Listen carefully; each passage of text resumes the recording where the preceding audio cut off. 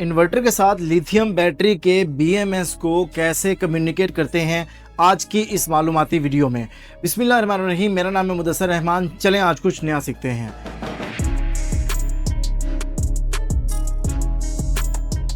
प्यारे दोस्तों, आज की वीडियो में हम सनट्रिक्स कंपनी की लिथियम बैटरी जो कि 10 साल वारंटी के साथ आती है, हम इसको सनट्रिक्स के इन्वर्टर के साथ जो है वो कम्युनिकेट करते हैं। इसके साथ साथ मैं आपको इसकी सेटिंग भी बताऊंगा कि इन्वर्टर से कौन से पैरामीटर जो है वो सेट करने होते हैं। इसमें एक और बात ये है कि मैं आपको वो पैरामीटर सेटिंग भी बताऊंगा कि अगर आपके पास एक ऐसा इन्वर्टर है जिसमें BMS का ऑप्शन नहीं है, आप उसके साथ अगर ये बैटरी लगाते हैं तो आपको कौन सी सेटिंग करना होगी वो भी हम जानते हैं। तो अभी मैं सबसे पहले आपको इसकी कुछ बेसिक चीज़ें बता देता हूं। और अगर हम बात करें तो बैटरी के इस साइड पे एक कवर लगा होता है जिसे आपने ओपन करना है। जैसे ही आप इसको ओपन करेंगे तो यहाँ पे आपके पास कुछ ऑप्शन सामने आते हैं, जैसे कि ये हमारे पास 4 टर्मिनल हैं जो कि बैटरी के हैं, जिसमें 2 पॉजिटिव 2 नेगेटिव। जब हमें ज़रूरत 2 पॉइंटों की है तो 4 पॉइंट ऐड करने की क्या ज़रूरत है। उसकी वजह यह है कि आप सनट्रिक्स की इस तरह की बैटरियों को 15 बैटरियों को पैरेलल कर सकते हैं। तो 2 पॉइंट आपके इन्वर्टर को देने के लिए होते हैं और जो 2 पॉइंट है वो नेक्स्ट बैटरी के साथ पैरेलल कम्युनिकेशन के लिए इस्तेमाल होते हैं। अगर आप मुझे कमेंट सेक्शन में बताएंगे कि बैटरीज को पैरेलल कैसे करते हैं तो तब भी मैं उस पर एक अलग से वीडियो बना दूंगा, बट अभी मैं BMS कम्युनिकेशन पर वीडियो बना रहा हूँ। हमें बैटरी के पॉइंट मिल रहे हैं, उससे ऊपर हमें 4 पोर्ट्स मिलती हैं, जिसमें एक कैन जिसे हम RS485 की पोर्ट भी कहते हैं, और इसके साथ साथ RS232 की पोर्ट्स मिलती है। लिंक इन लिंक आउट, ये हमें पैरेलल के लिए जब हम यूज़ करते हैं तब हम इसको इस्तेमाल करते हैं। अभी हमें जो यूज़ करना है वो हमें इसमें से निकलने वाली 2 कम्युनिकेशंस केबल होती हैं, जिसमें एक ब्लैक कलर की केबल है और एक येलो कलर की केबल है। तो हम अभी अगर हमारे पास सनट्रिक्स की बैटरी और हमने नियॉन के इन्वर्टर के साथ उसको लगाना हो तो उसके लिए हम ये ब्लैक कलर की केबल जो है इसको इस्तेमाल करेंगे। तो ब्लैक कलर की अब मैं कम्युनिकेशन इसको कैसे स्टार्ट करूँगा। सबसे पहले इसके बॉक्स में से निकलने वाली ये जो केबल्स है, यानी हमें केबल भी अलग से परचेज़ करनी नहीं पड़ेंगी। इन केबल्स को हम सबसे पहले इन्वर्टर के साथ कनेक्ट करेंगे, यानी इन्वर्टर के पॉजिटिव और नेगेटिव के साथ केबल के कनेक्शन करेंगे। उसके बाद जो है हम इसके ये जो 2 पॉइंट हैं इसको हम बैटरी के प्लस को प्लस के साथ और माइनस को माइनस के साथ लगाएंगे। इसके टर्मिनल इस तरह क्यों है, क्योंकि ये IP65 बैटरी है।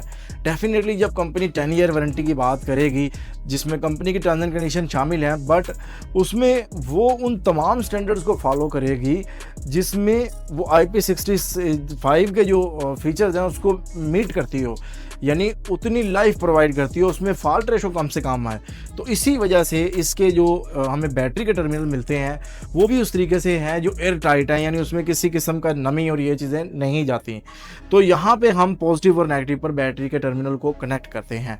जो हमारी ब्लैक कलर केबल निकली है उसे हम कैन के पोर्ट में लगाएंगे और उसके साथ साथ जो है जिसे हम RS485 भी कहते हैं, आप उस पोर्ट में इस कनेक्शन ब्लैक केबल को लगाएंगे। इसमें जो है वो पाइलन टेक के प्रोटोकॉल पर ये बैटरी काम कर रही होती है।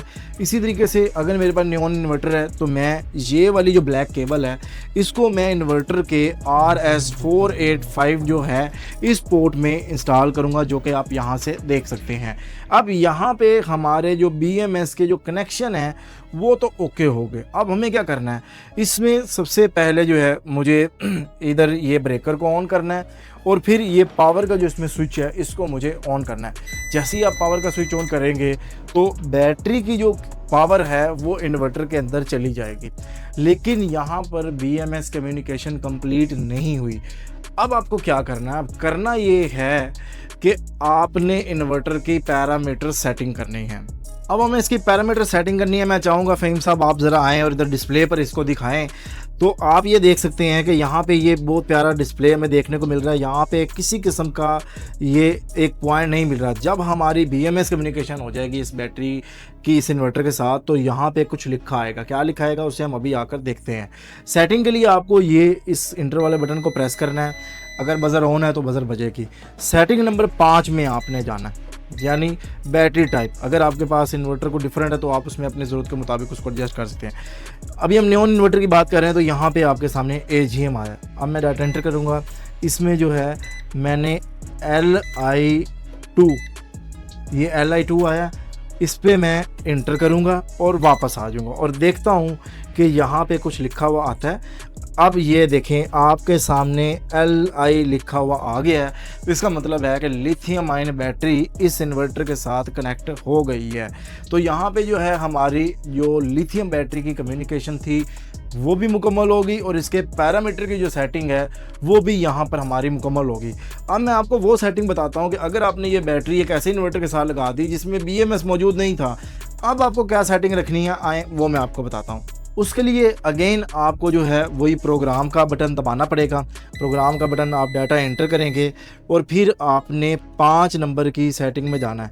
यानी ये सेटिंग अगर आपके पास इन्वर्टर डिफरेंट है तो आप उसमें सेटिंग टोटल यही है, बस ये होता है कि वो थोड़ा नंबर चेंज होते हैं। इसमें आप बैटरी टाइप में यूज़र डिफाइन पे जाएंगे, यानी आप अपनी ज़रूरत के मुताबिक सेटिंग करेंगे। USE इसको आपने ओके कर देना है। 5 नंबर पे यूज़र डिफाइन सेट करने के बाद आपने जाना है बल्क वोल्टेज की आपने सेटिंग करनी है। बल्क वोल्टेज की सेटिंग के लिए आपको 26 नंबर पे जाना पड़ेगा। ये नॉर्मली मैक्सिमम इन्वर्टर के अंदर यही सेटिंग होती है जो मैं आपको बता रहा हूँ। अगर आपके इन्वर्टर में सेटिंग चेंज है तो आपने बल्क वोल्टेज की सेटिंग में जाना है। बल्क वोल्टेज के जो आपने वोल्ट सेट करने हैं वो आपने 56 वोल्ट सेट करने हैं। यहाँ पे भी मेरे पास 56.3 है तो मैं इसको 56 करता हूँ। ये कम भी हो सकते हैं, आपके पास ज़्यादा भी हो सकते हैं। अब मैं फ्लोट वोल्ट की सेटिंग करूँगा यानी 27 नंबर की, तो उसको 54 आपने रखने हैं। अभी यहाँ पर मेरे पास 54 है तो 54 मैं इसको रखूँगा। अच्छा, अब हम बात करते हैं इसकी चार्जिंग करंट की ना, तो आप सोलर से इसको 60 एम्पेयर से चार्ज कर सकते हैं। असल चीज़ है कि ग्रिड से आपने इसको कितने एम्पेयर से चार्ज करना है।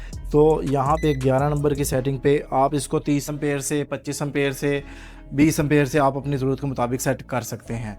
तो प्यारे दोस्तों, ये तो थी लिथियम बैटरी के BMS को कैसे कम्युनिकेट करते हैं, कौन से पैरामीटर सेट करते हैं।